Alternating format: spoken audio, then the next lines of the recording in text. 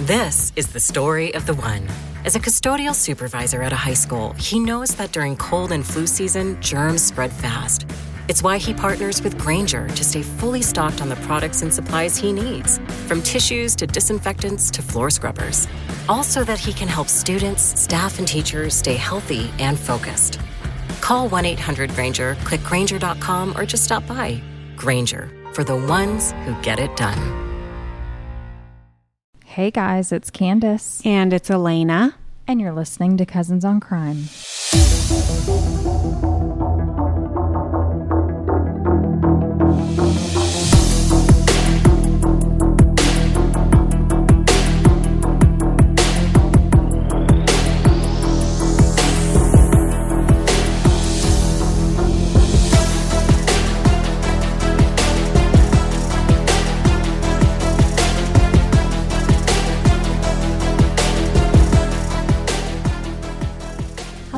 Hey. Hello. Whew, I'm exhausted. It's been on the go, huh? It has been on the go, and then in between going, I'm going other places. Right. It's just wild, but yes. How are you? I'm good. It's a Tuesday. Per usual. Here we are on a Tuesday. I don't want to get all political, the Charlie Kirk thing. Oh, God. I just wanted to acknowledge, being true crime and stuff. We won't get into it because I know that everywhere you look, there's something being reported on or said about Charlie Kirk. But yeah, there's... last week was tough because I saw a video of a woman being stabbed to death on the subway. Right. And then I saw a video of a man being shot in the neck. Right. And dying. And that's not normal. Like, we shouldn't have to be seeing that stuff. I'm just like, what are we doing to each other? Like, I don't... And then, of course, there's the school shooting the same day. The same day. Like, okay, that's why I'm not getting political. It's not about politics at this point. It's about good and evil. This is a spiritual warfare. Anyway, it's sad. It is. Yeah. It's just, and the saddest thing is that people are taking this opportunity to show their butts. Oh, yeah. But what else can we expect from human beings? It's someone died. Let me tell you why. Let me tell you my opinion. Everybody wants to have their opinion. And here we are giving our opinion. But we're not giving our opinion. We're just saying that these are crimes that happened last week. And it's... Yeah. it just happens all the time. And it's just ridiculous. Yeah. I don't care if you're on the side of the fence that people are the problem. I don't care if you're on the side of the fence that guns are the problem. Can we just agree that both are the problem? People are the problem. Humans are the problem. And access to weapons are problems. These are both problems. A gun laying down does nothing. Right. A person has to pick it up and use it. That's right. So can we all agree that both things are a problem? Right. Okay. I'm so glad we agree on that. Last thing I'll say about it is we all just need Jesus. Okay. Hallelujah. Yes. Well, speaking of victims, today I want to talk about someone who is missing. She's missing. She's clearly being kept from her family. So she's a victim of something. We just don't know what yet. This is probably one of the most important cases that we've ever covered on this show. When we started this podcast 3 years ago, we really just were telling victim stories. But over time, I've felt this pull to help, help people before they even become a victim and end up on our show. A few weeks ago, I came across a missing persons flyer for a girl named Sara Isabel Martinez from Fort Worth, the city where we live. And I was surprised because I had never heard her name. I'd never seen her face. I'd never seen her or heard of her mentioned on any social media outlet or news outlet. And right. And I then found you that to be curious. Yeah. And that's when I sent you her And I was like, have you sent me the advertisement for it, or the flyer. Her missing persons flyer. Right. Yeah. And I was like, this is in our backyard. We haven't even heard of it. And guys, she's been missing since December of last year. Way too long. What? Unacceptable. And so I saw it on the Missing and Murdered Indigenous Women Instagram story. I follow them on Instagram, and I was just flicking through their story, and I saw her thing, and I was like, oh, wow, Fort Worth. And the more I looked into it, the more I was like, she's been gone since December? Yeah. And I've never heard of her? And why aren't we talking about this? And what's happening? So I reached out to Sarah's mother and asked if I could meet up with her. I wanted to know about her daughter, what I could do to help with the case, if there was anything that we could do. Right. And she met us at a coffee shop. And she told us all about her gorgeous girl. And through tears, she explained to us that the police are doing nothing. Yeah, nothing. Have done nothing. And are doing nothing, and plan to do nothing. I hope by the end of this episode, you are as fired up as I was walking to my car after that meeting. Candace's blood was boiling. I was so angry. I just thought, what? What? Yeah. I just couldn't believe it. So please share this episode with everyone you know. Repost it on social media, share it on your Facebook, send it to people that maybe aren't even interested in true crime, but we're dealing with a missing person here. Okay. And she's 17 years old. Yeah. We got to get the word out. 17. So I'm going to tell you the story. It was December 2024. And 17-year-old Sara Martinez was on holiday break from school and enjoying her hiatus from her academic obligations for a couple weeks, like we all were. The morning of December 28th, Samantha Perez popped her head into her oldest daughter's room and let her know, I'm headed out to work, and reminded her that they're having company that night and to make sure she got all her chores done by the time she came back home. The office where Samantha works was open that Saturday to make up for office closures during the holiday. But it was cool. She was really excited, eager to get through this work day and get home and prepare the house for one last family gift exchange that night. When Samantha got back home, she was pleased to see that Sara was straightening her hair. She was already getting ready for the night's festivities. Samantha went to change and got straight into the kitchen, preparing the food. And a little bit later, Sara comes in the kitchen. And I'm not sure if she was like going in there to help originally, but let me just say, when she saw the meats and the cheeses that Samantha had bought for the charcuterie board, she was like, oh, this is my project. Yeah. So she took that over and she made an amazing charcuterie board for the party. And Sara's mom said she just like totally nailed it. It was amazing and everyone loved it. The aunts and uncles and cousins arrived, and the night was spent wrapped in love with a new take on Christmas ambiance. So Sara had introduced her mom to Christmas trap music.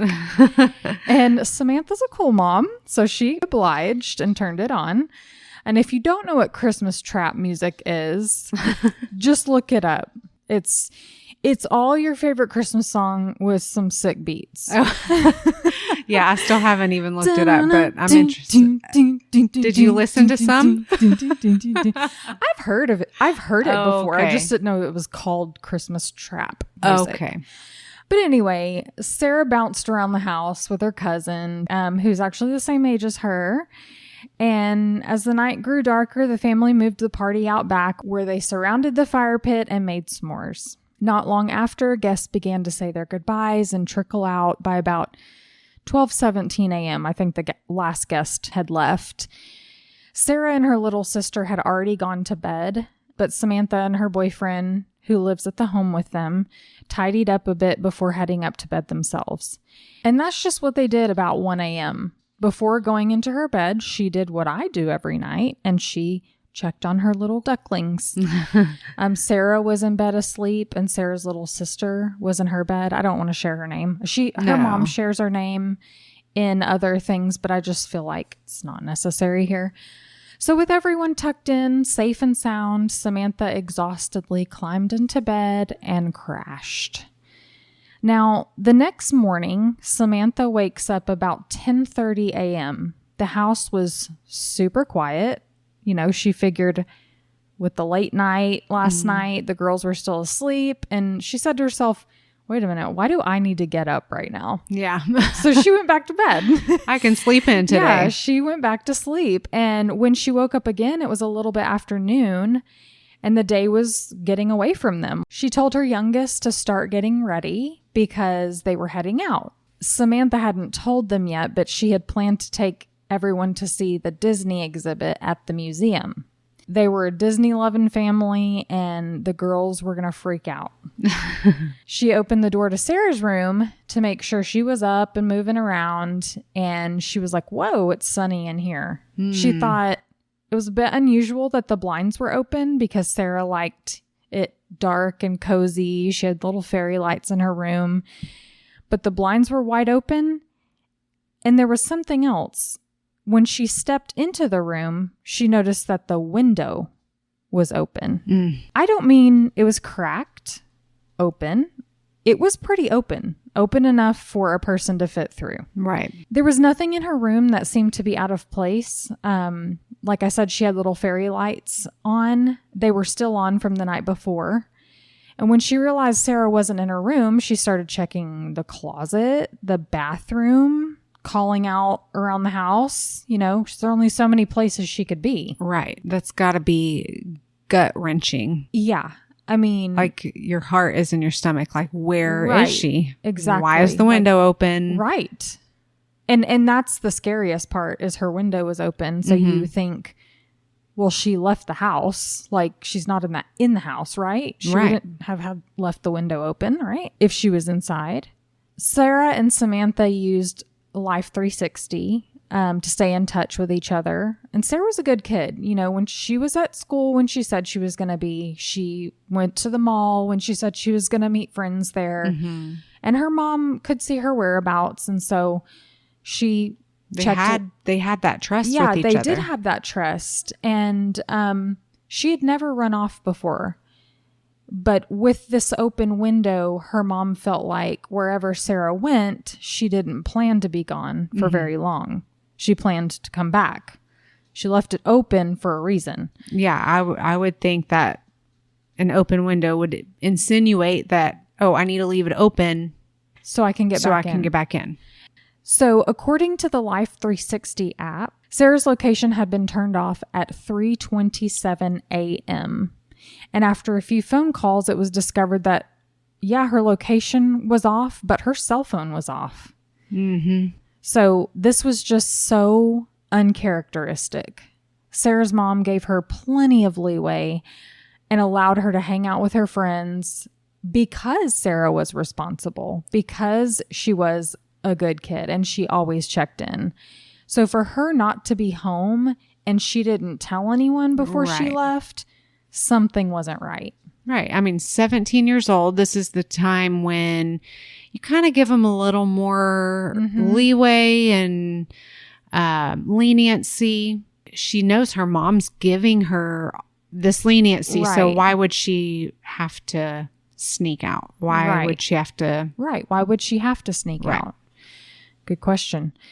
So since her first few phone calls to friends and family didn't lead to Sara's whereabouts, about 1 p.m., Samantha ends up calling 911 to report her daughter missing. While waiting for the police to arrive, Samantha called every number in her phone while her boyfriend hopped in his car and started driving the streets. He drove around the neighborhood. He drove around the surrounding areas looking for Sara. Hours passed and an officer still hadn't come to her home. So Samantha started driving around to different police stations in her area. She was like, well, if they're not going to come to my house, I'll just go in person and file missing persons report. Wow. This is what you see on the movies, right? Like, you go to the station, you file a report. Right. But station after station was locked and unmanned. There was no one there. There was no one there at these police departments that she drove around to. From the time Samantha called 911 at 1 p.m.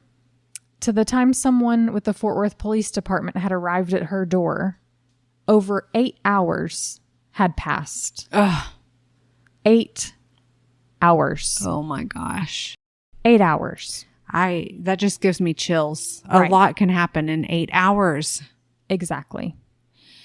When the officer showed up to the house around 9:45 p.m., he spent about 5 minutes gathering Sara's basic information and told Samantha that, as soon as he puts her information in the system, she'll be searchable for other law enforcement agencies and what have you. He also informed Samantha that Sara's case would be assigned to a detective and that person would be in touch with her. Mm-hmm. He made it sound like, all these things were going to happen. Right. It's a process. In like pretty quick fashion. Like, okay, we're going to get her in the system. You're getting a detective.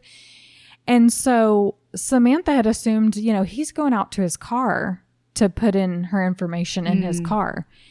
But when she peered outside, the officer's car was gone. She was like, what? She's like, that's it? Yeah. You don't need anything else? I mean, she followed him to the door with the devices that Sara left behind, the Kindle, the iPad, the laptop, the old cell phone. She's like, do you need these? And he's like, no, that's okay. Don't need them. The detective will get them, basically, maybe. Yeah, maybe he said that or something to that effect. But he didn't go into Sara's room. He didn't look at the window she climbed out of. He didn't let her mom show him how wide the window was open. He didn't dust for fingerprints. He didn't look to see if her room had been tossed. Nothing. Yeah. As in most cases like this, the family does not just sit around. Right. Okay. They knew this was not like Sara, and they felt like she must be in danger because she wasn't home. Sara's cousin thought she could be at someone's house in Arlington, which is in a neighboring city. She went to school in Arlington, so she had a lot of friends there. And she didn't know the address, but she knew which street it was on. So she told them the street, and she described what the house kind of looked like. Now, believing that Sara was in the system already, they appealed to the Arlington police to do an attempt to locate for Sara. But she was not found in the system. Wow. Fort Worth had not input her information yet. Wow. Now, this case wasn't in their jurisdiction to begin with. Mm-hmm. She lived in Fort Worth. She went missing from Fort Worth, and they were not obligated to help Sara's family. But the Arlington police did come to the street where they went to see if she was maybe at one of these houses. And they even knocked on some of the doors and just said, hey, have you seen this girl? Unfortunately, no one in those homes knew Sara or had seen her. But good on them for helping out where they can. Thank you. I mean, that had to be some kind of hope. Right. The next day, still no sign of Sara, and her family is fully panicking now, like full on. Samantha had still no word from the police. Still no word from the detective assigned to the case. So she called him, and the person who answered the phone was like, oh yeah, well, he's on vacation, but he will give you a call. I laugh because it's not funny. It is. How ridiculous. Why would you tell if you don't tell a patient that their doctor's on vacation? No. There's a professionalism that you have there, and there's like this like. But why was it assigned to that detective? Is there not another detective? I don't know. Is in town anyway? Right, and that's the thing. Where are the other ones? I don't know. Because we want someone different. Because he did end up calling her back You know, he put his golf club down for a second, called her back on his vacation, and it was not the conversation that Sarah's mom expected to have with someone who ought to be looking for her daughter. Detective Eric Martinez told Samantha that Sara left home of her own free will, and they weren't going to be searching for her. Yeah. Because she was classified as an adult runaway. Now, the state of Texas is 50 shades of gray when it comes to a missing 17-year-old. Right. And it varies by county, even. Some consider anyone still in high school to be a minor and therefore at risk. Some consider that a 17-year-old is an appropriate age for police to search for them, but if they find them safe, they're not, like, they don't have to return them to their family because they have consent. They were found to be safe, blah, blah, blah. And then there are some counties that do return 17-year-olds back to their parents. And they basically say, you don't get consent. Right. You're 17. Yeah. You a child. When did we drop from 18 to 17? I mean, it's just, Texas is a weird state like that. And I say weird, even weirder because it varies by county. Yeah. And jurisdiction. Like, they all have their own different ideas of what a 17-year-old means and what it doesn't mean. Even with all of that said, it is up to an agency to use their best judgment of discretion for what to do in a situation like this. And Eric Martinez decided, nah. Yeah. She ran away. All right. I feel really good about using his name here. There are a couple reasons why. First of all, he's a public official and he has chosen the line of work that he's in. And put simply, he should care more. I agree. And second, and I think this is the most important part, he shares a heritage with Sara. He should be ashamed of himself. The women in his life should be ashamed of himself. And that's all I'm going to say about that. I mean, like, how do you choose which case is more important than the other? I mean, this is Fort Worth. It's huge. It's huge. There's a lot going on. I'm sure there are calls every day saying someone's missing. However, when time goes by, when the minutes and the hours pass and the days pass and you see that they're not coming back home, and you're seeing all these, we'll get into it, okay? I'm about to get off track. Yeah, I'm sure you're going to get to it, but my stomach over here is just turning, thinking that I'll let you get into it. Because... Okay, but let's go back to the phone call where she finally gets to talk to him. He's on vacation. After telling Samantha essentially the police won't be helping to find her daughter, he hangs up the phone. Just hangs up. And she's still got questions. She looked at her phone in disbelief, like, oh, we got disconnected. No, he hung up. I'm not police bashing here, okay? I've said it before and I'll say it again. Absolutely. I have the utmost respect for their position, the difficulty of their job. I don't want to be a first responder. I don't want to be like, it's a tough job. I can't imagine the burden. Right. I'm just telling you the facts of the case. Of this case, right. I'm telling you the facts of the matter, okay? Samantha even went to Internal Affairs to ask for a new detective for her daughter's case. January 2nd of this year. So just like days later, she's like, he's not taking us seriously. She spoke with a detective, Jessica Wright, who's superior to Eric Martinez. And it seemed like Detective Wright was listening to her. Like, she felt like, wow, she's listening. She's taking it in. And she finally felt like someone was going to help her find her daughter. But a couple days later, Detective Wright called Samantha and told her that, Sarah's just an adult runaway and there's just nothing that we can do. Oh, that's so heartbreaking. So as far as the detectives, and now we have multiple detectives saying this, their argument that Sara is an adult runaway, I take multiple issues with that. Let's break it down. Let's address the adult part first. Sarah's birthday is in October. So December of last year, she was barely 17. Yeah, she had just turned 17. She can't vote. She can't buy cigarettes or alcohol. She was a junior in high school. She can't rent a hotel room. She can't rent a car. Do I need to go on about the age thing? That's or what I are mean. we convinced that she's not an adult? That's what I mean. A few minutes ago, I just said, what makes them drop the adult age from 18 to 17? Like, who Right. decides that? Right. And even when you're 18 and you're still in school, there Right. are rules and regulations there too. So now for the runaway piece, she took hardly anything with her. Okay. She took a black book bag. She took her makeup bag and her cell phone. She did take some cash that she got for Christmas. It was about $200, but that doesn't indicate to me that she's saved up all this money and she's fleeing. That's more like, oh, I got money and I put it in my bag. Right. You know? Yeah. I mean, she didn't take her toothbrush, no hair Exactly. dryer, nothing that she's going to need to refresh herself. Right. And let's talk about the money thing too, though, because she got money from her mom through a Cash App card that she used like a debit card or a credit card.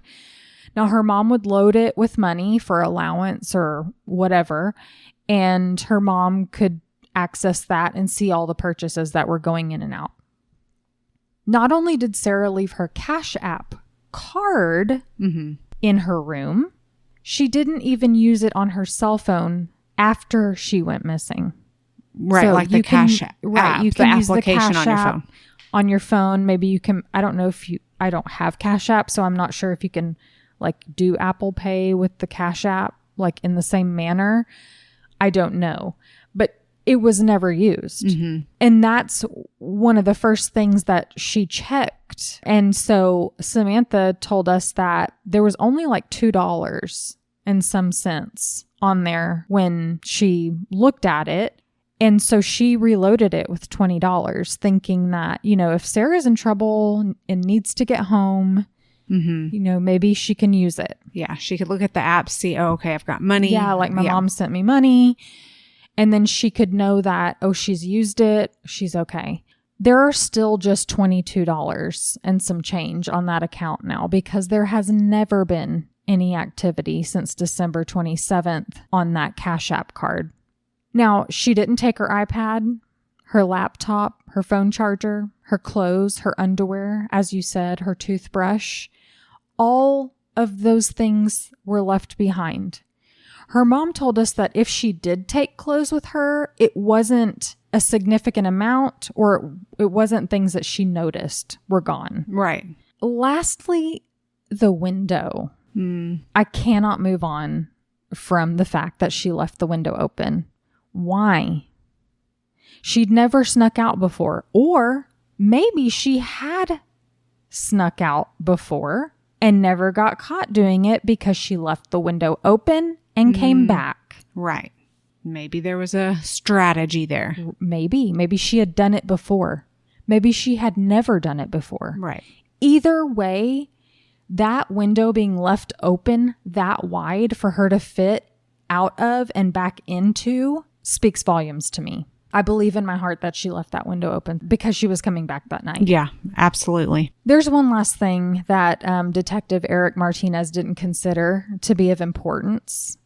Sara had a history of struggling with anxiety and depression.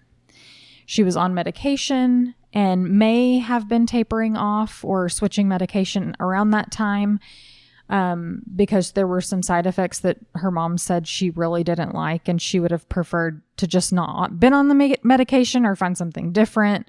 But according to her mom, things had been really good lately with Sara. I mean, everything was looking up.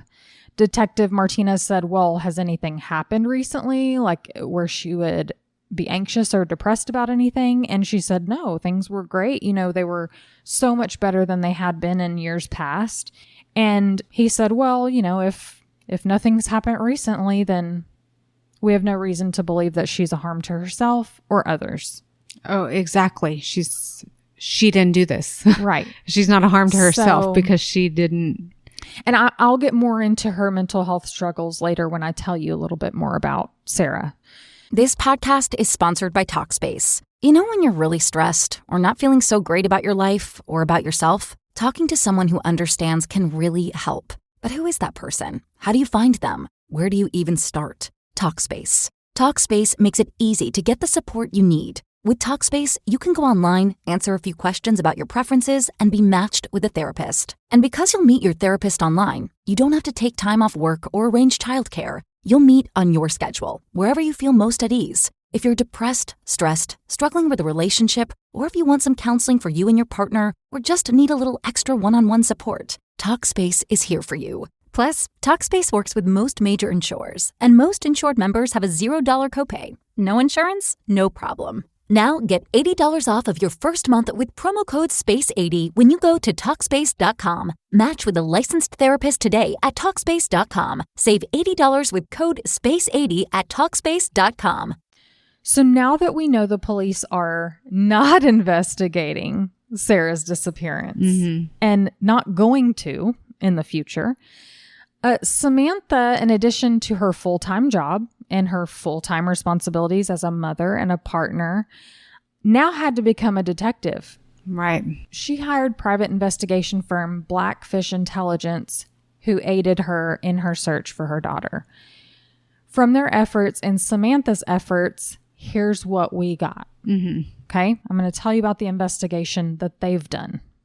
Sara was talking to an older guy on Discord.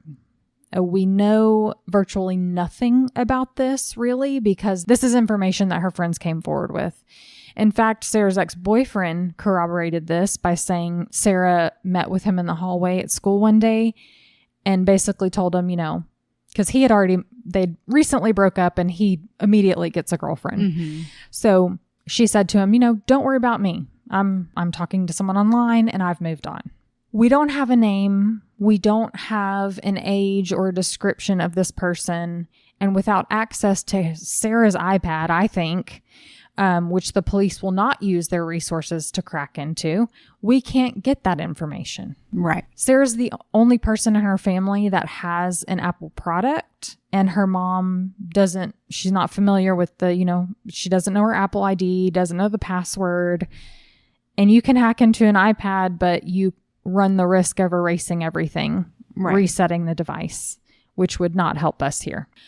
I believe we'd get so much information if we were able to access that iPad. Yeah. Now, Sara's cell phone provider would not release call logs or texts even to the account holder because they don't keep those records. It's a prepaid service. Police could subpoena the records, but they won't. Right. They said it's an invasion of Sara's privacy. All right, let's move on to social media. As far as social media goes, Sara had a few different Instagram accounts. I don't think that's all that weird. I mean, no, I have like 6 Instagram accounts. But kids do that. I know, teens kids do that. Yeah. So all but one of her Instagram accounts has been deactivated. Not by the family. Someone else has deactivated those profiles after December 28th. Why? Were there conversations on those profiles that someone didn't want to be accessed? Was there, information in there that could have led to who she was talking to? The remaining Instagram and other social media profiles like Snapchat have had no activity since December 28th/29th, that night. Something else that Sara's friends and schoolmates mentioned was that Sara talked about moving to California someday. Now, some made it sound like Sara was planning to move in the near future, like, oh, I'm moving to California.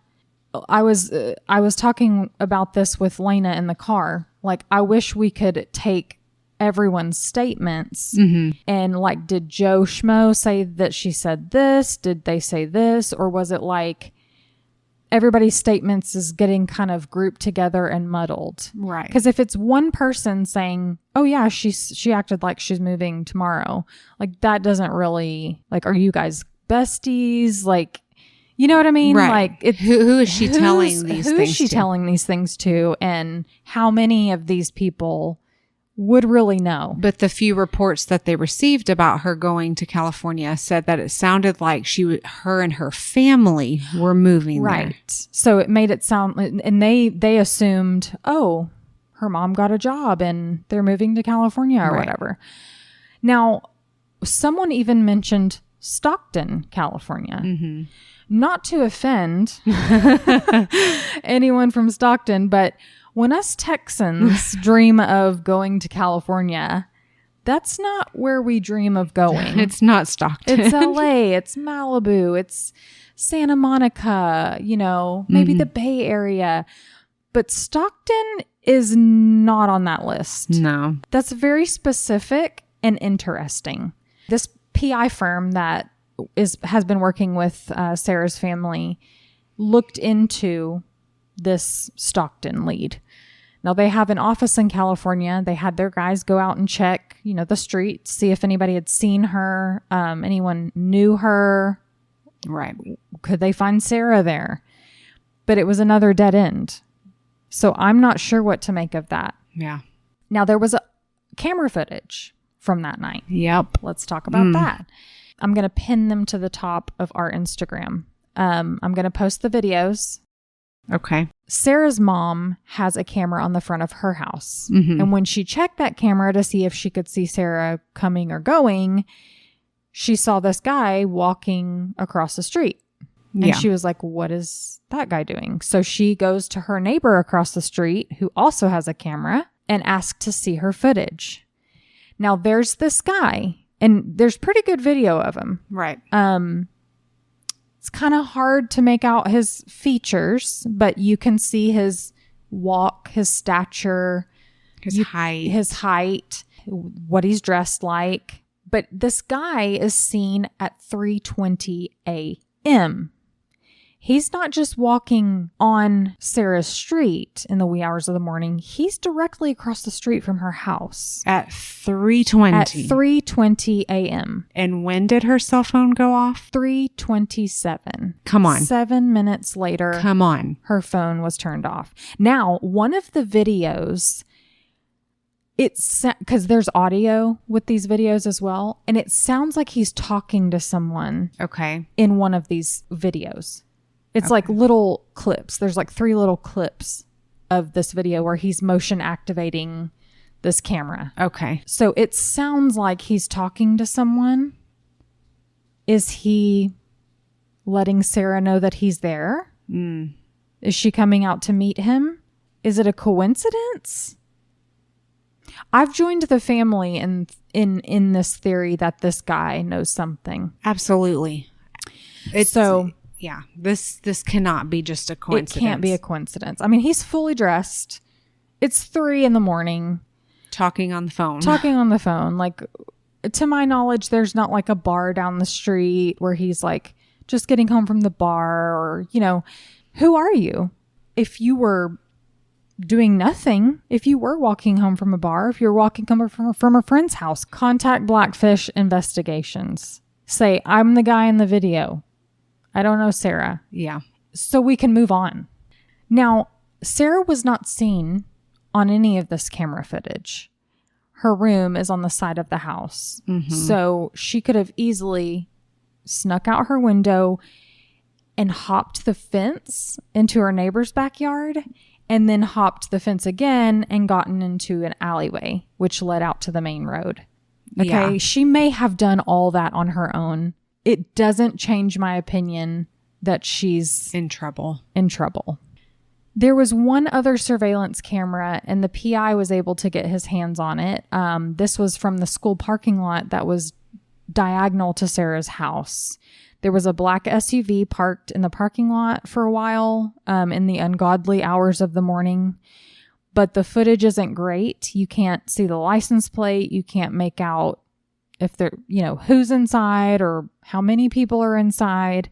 And when asked if police would request the CCTV from the traffic cameras mounted on the 2 major intersections near Sara's home, they said they couldn't get that information without a warrant. And no judge would sign off on that because they have no proof of criminal activity. Now, if you're wondering, they said that because they put it in front of a judge and the judge said such. No. No. They just know that it's hard work to... They just don't want to pick up a pen and fill out a report. Right. It's paperwork. It's a process. Mm-hmm. And no, it doesn't... It's not important. Nah.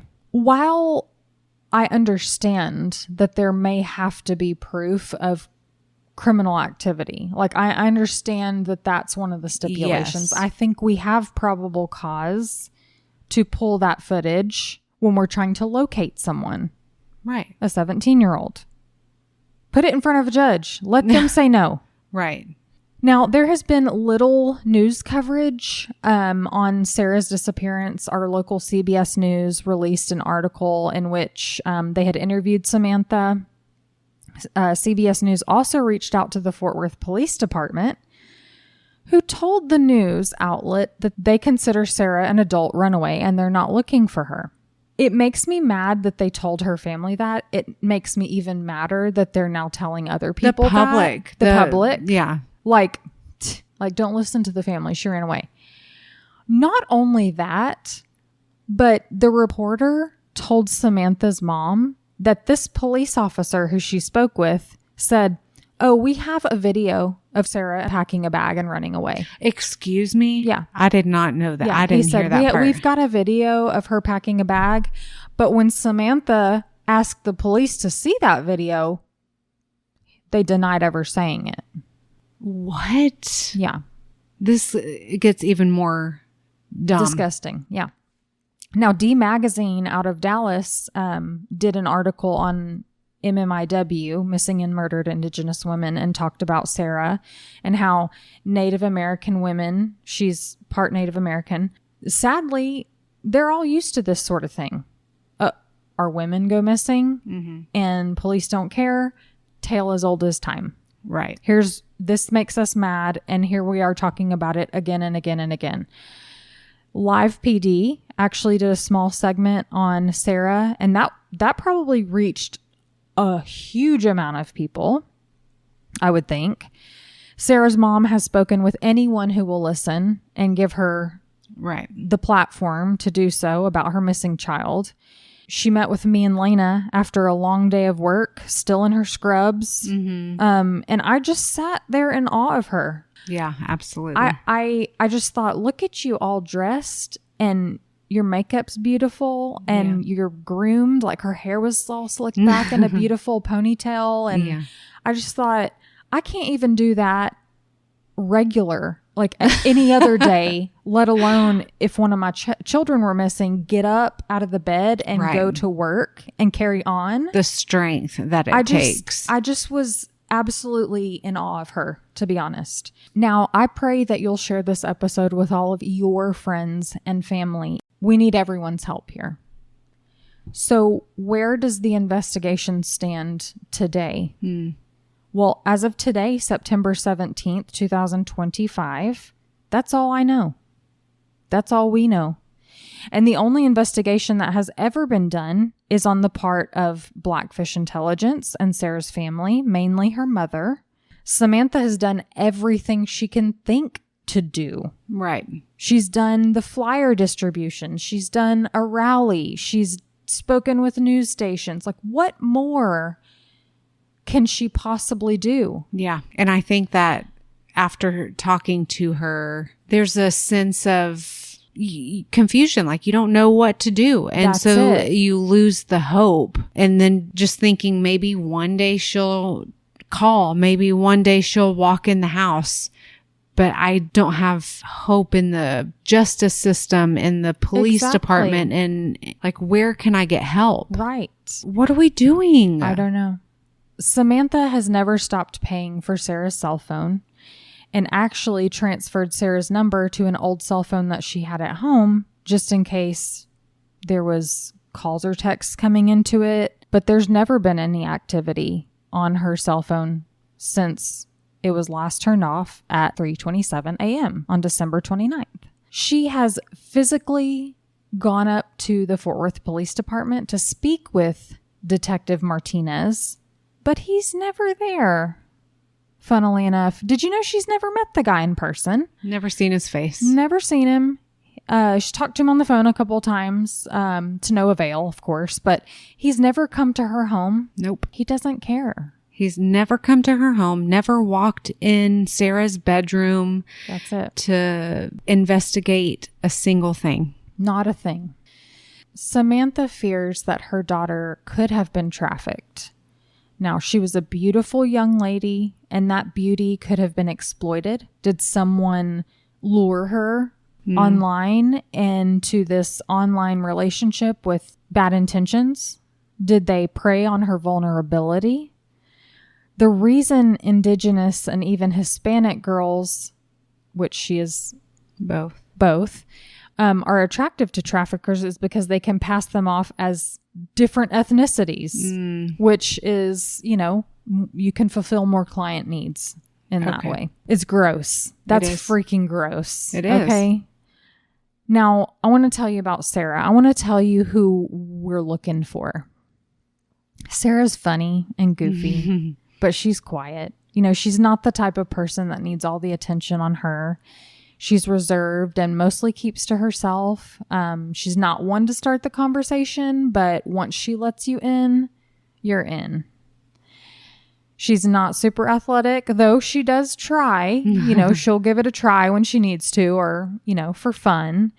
She loves to read. I mentioned she left behind her Kindle.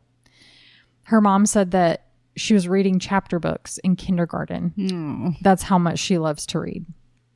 And from talking to Samantha, I get the impression that Sarah's this homebody. She loves to be in her room reading, or she loves to watch TV or scary movies. And because her birthday is October 22nd, Halloween has always been her favorite holiday. Sara wasn't smashing her grades. In fact, she may or may not have been falling asleep in class, her teachers say. But she was passing. She was doing what she needed to do. She was in her junior year. And, good grades wasn't always the case for her. I mentioned earlier that she struggled with mental health issues for the last several years. When she was just 12 years old, Sara's dad basically ghosted her. He remarried and started his own family and really turned his back on her. And that's when her struggles began. I can't imagine what it would be like to feel abandonment at 12 years of age. Such a pivotal moment in your life. You're too young to process the fact that your parent does not want to see you. Right. There's just no way to understand that as a 12-year-old. She was not privy to the world's cruelty at that age. Right. Her grades went down the tubes. She started self-harming. And she even had a couple inpatient stays. But in the past year and a half, things had really been improving drastically for Sara, which brings me to this next point. And I don't even have this in my notes. I just thought of it. We're always talking about where are the parents? What are the parents doing? Right. And Samantha said multiple times when we were sitting and talking with her, I shouldn't have given her that much freedom. Maybe I gave her too much freedom. Right. In my opinion, this is a woman who's in tune with her daughter. Absolutely. She's seen her daughter through the most difficult times. She's seen the ebbs and flows. She's gotten her the help. She's gotten her the medication. And she's recognized how hard she's worked to overcome this and how the past year and a half have been drastically improved from years past for Sara. And to me, that just says that she's watching, she's seeing all of this. Now, Sara could see her senior year just on the horizon. And she was excited to only have 2 classes to have to attend that upcoming year for her senior year. She was ahead of the game. She had more credits than she needed. She was actually becoming a more interested and motivated student. She had attended some career classes at her school and wanted to be in forensics. She thought that would be a really cool career. She would be taking her driver's ed test in the new year and inheriting her mom's old car. So life was getting sweet. Yeah, she had some goals. She had so plans. much to look forward to. She had plans. And she spent that last night with her family happy and carefree. Right. Not someone who was planning to leave forever. Dancing around. Right. Listening to Christmas music. Laughing with everyone. Roasting having s'mores. marshmallows. It's not the type of behavior, you know, we talk about people who are suicidal and we talk about like, that's not the behavior of someone who's going to leave everything behind forever. Right. I don't believe Sara harmed herself, but I believe she wanted to come back that night. And that's my point. I don't think she intended to leave everything behind. Now, as of today, Sara's name is still not searchable in NamUs. Guys, what are we doing? Do you hear what I'm saying? Are you hearing the words coming out of my mouth? Searchlight, a YouTube channel, went through Sara's description. He had seen the articles about Sara. He had read the interviews with her mom. And so he was kind of going through her description to try to get it out there. He was shocked that she wasn't searchable in NamUs. This was about a month ago. But he went through and started her profile. Okay. So he goes in and he's filling out all the criteria. But in order for a person who's missing to be searchable in NamUs, law enforcement has to approve it. We're back to square one. Oh. And as of today, an hour ago when I checked, she still wasn't searchable in NamUs. So I'm going to tell you her description. I'll be posting the missing persons flyer on our Instagram. I hope that you can share it too. Sara was last seen wearing gray sweatpants and a black zip-up sweater with white DC sneakers. She had a black Jansport bag with her. She had black and clear framed glasses. They were black on the top and had like a clear bit on the bottom. She has brown eyes, black hair with purple streaks. She's 5'2". She's about 100 pounds, and she is a beautiful blend of American, Native American, and Hispanic heritage. Her ears are pierced. Her right nostril is pierced. She has a scar on her thigh and her wrist. She has a large mole on her upper calf above the ankle. And like I said, she's got that black backpack. She took her makeup bag and her cell phone. Look at her picture, please, on our Instagram. Look at her face and let it become a synapse in your brain. Please. Please share her missing person poster with anyone you may know in law enforcement or the news media. Maybe you are friends with an influencer or a celebrity who could just repost her flyer on their Instagram and get it out to more people. Like, I'm seriously asking you for this favor because like I just don't know what else to do. Right. We have to help this family. She belongs at home with her family. Right. I don't believe she ran away, but if she did, and she's a resourceful 17-year-old who's made $200 last for over 8 months, I mean, I'm going to ask her how she did it. Yeah. Okay. As I said, share this episode with everyone. I'm sure you guys have friends all over the country, all over the world. Sara didn't have a passport, so we don't believe she may be abroad. It's possible, if she was taken, that she was taken abroad. You know, you can't rule that out, but it's probably likely that she's still in the U.S. There is a GoFundMe for the family that I'll link in the show notes. I can't imagine, like, we talk about this all the time, the financial burden of someone who's a victim's family. You know, they're having to take off work or hire a private investigator because the police will not. Those guys aren't for free. I mean, they cost a lot of money. Yeah. Please donate if you can. Even $5 could help. Like if you all donate $5. If you all donate $1, it could really help. Speaking of dollars, there is a $10,000 reward for any tips leading to Sara's whereabouts. MMIW advocates have joined the family. We have joined the family. It has been way too long without contact from Sara. She hasn't reached out because she's not able to.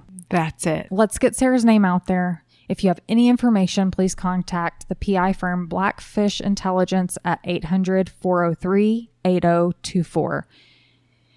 And if you want to call the Fort Worth Police Department, you can. I would not recommend it, but here's their phone number, 817-392-4222. So if you feel like you have listened to this whole episode and you don't really know much, that's right. Yeah. We don't know much. Okay, so here's what I do know. Sara was having a fun night with her family. Okay, maybe she did want to meet this guy that she had been talking to online. Mm-hmm. And she gets herself in trouble. She doesn't realize what she's gotten herself into. Right. She was not able to come home. She has a 10-year-old sister who she was so close adores. to. She has not reached, she's not even contacted. She's not reached out to her friends. Nobody has talked to her. Why? Nobody. She would not leave her 10-year-old sister behind. She would have at least texted her best friend and gone, I'm fine, Yeah. don't tell anyone, or there's been no contact with anyone. And that's because she cannot communicate I'm with anyone. convinced that she is in a heap of trouble and she can't get home. Yeah. She can't communicate. And so we've got to be her voice. We have to be Samantha's voice. We've got to find her. We've got to find her.